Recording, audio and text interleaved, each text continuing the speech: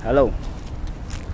Okay, papasok na sa work 1 PM. So it's already 12:15 PM. Tanghali, pero maaga papasok. So andito ako sa Jubilee Recreation Center, hockey.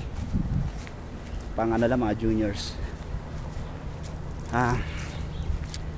Lalakad lang ako, di ko ginamit yung bike ko. Nakakatamad maglakad. Oh no, nakakatamad magbike ko. Minsan kasi puro bike na ako eh. Try ko naman maglakad, diba? So 1 to 9 ako ngayon, 8 hours duty. Then after that, tomorrow is 3 to close. That's it. Maybe next day, day off and opening.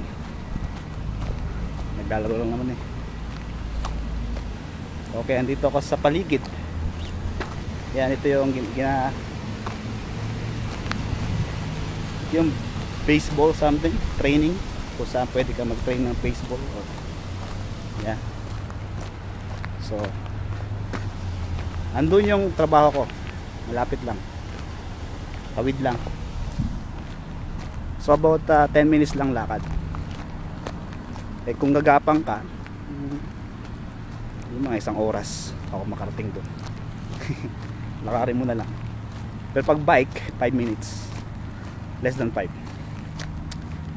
Pero pag winter, hindi na mahirap.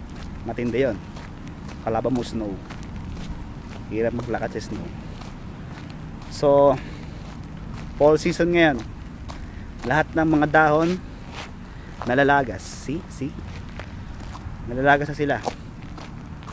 So makikita nyo, yung tangke na yon ng tubig, yan ang landmark ng Port Saskatchewan dito.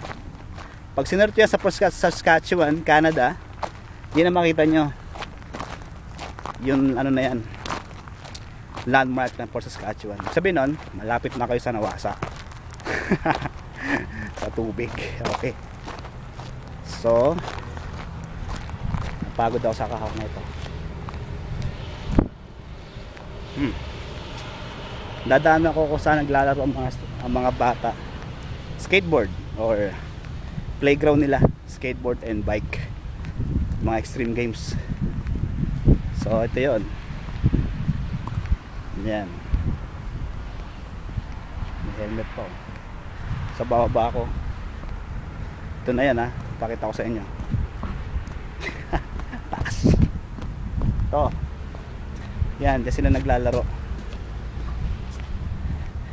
Subukan ko kaya ito minsan, no? Pero nakakatakot eh. Okay. So yun ang harbor pool. Mura lang dyan, $5 lang yata. So $5 na dyan, dyan ka mag-swimming. Hindi ko pa na-try mag-swimming eh. Okay, see you later. At ako'y hinihingal na. Bye bye, see you later guys, and God bless. God bless. Ingat.